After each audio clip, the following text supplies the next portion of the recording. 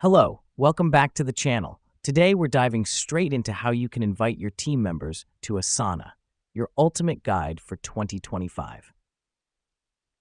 First things first, log into your Asana account.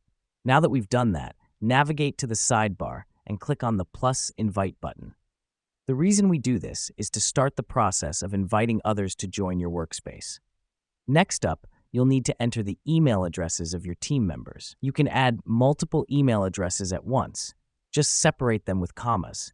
This helps us because it saves time when inviting a large group of people. Once you've added all the email addresses, click on the Send Invite button. This will send an invitation to each of the email addresses you've entered. Let me explain why this matters.